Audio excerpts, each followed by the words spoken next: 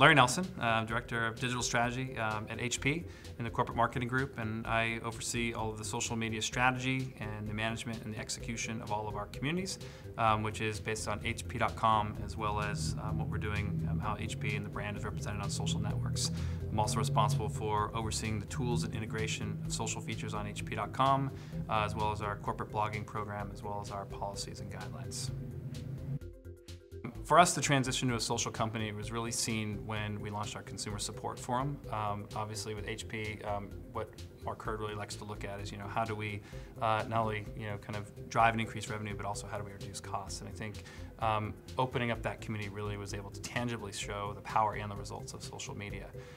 Also, as we started really embarking on looking at our website and where we wanted to take it 18 to 24 months out, we started to realize that as we look at where our customers are going, how much we spend in the digital space in terms of media as well as an investment, it was definitely an area that the company decided to double down on. Well, I wouldn't say we've completely embraced it yet. I think there's a fine balance between, we're moving at a very fast momentum.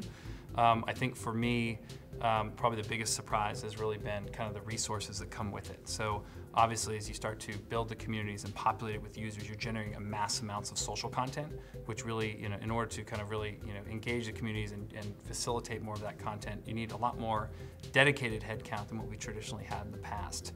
I think also as a company, there's a cultural shift, especially within our IT organization, in terms of security, privacy, and so if you really want to take advantage of those benefits, you also have to kind of step back and reevaluate how, what kind of risks you're willing to accept as well.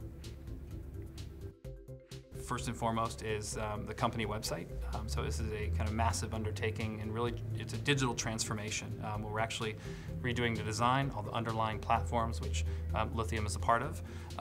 Also really changing the people and the processes, where before HP is a very big company. So when you're thinking about the different business groups and how many employees we have and how many people touch the website.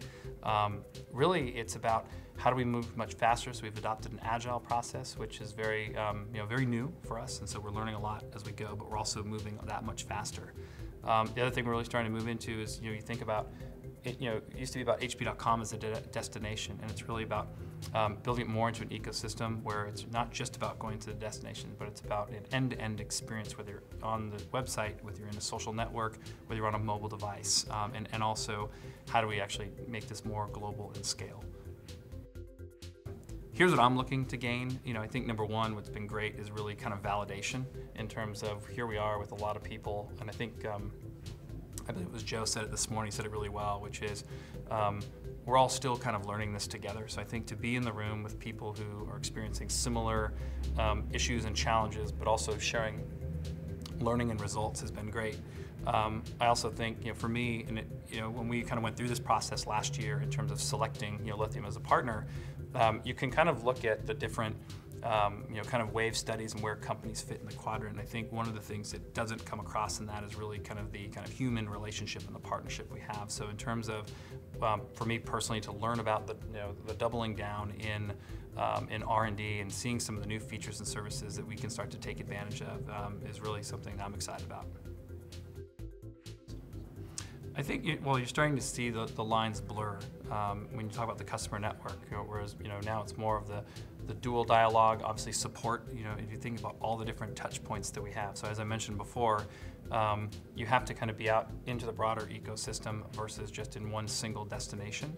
And again, I think for us, where we've been in the past is how do you build that end-to-end experience? So we have some communities now, but they're kind of deserts over here, or we market to people over here. And to me, it's really about what I'm, again, one of the charters we're looking at is, how do you do this in a more efficient way? So again, if you think about how much we spend, can we do a better way of taking the insights from our customers, and that impacts the way that we're actually advertising, what messages they see, what content we appear on the site, what content we pull in from the social networks and display to customers when they're on the website, what content we take from the website and push it out to the social networks. And some of that's already happening now. So I think if I could project out the next 2 years, I probably wouldn't be here, but I think that we're going to, as we kind of march down that road, it's not an easy journey, and I think even though some of the products are starting to become readily available, it goes back to us as a company and a culture, like what's our comfort level taking that step out. So there's a lot of things to think about, but I think we're headed in the right direction.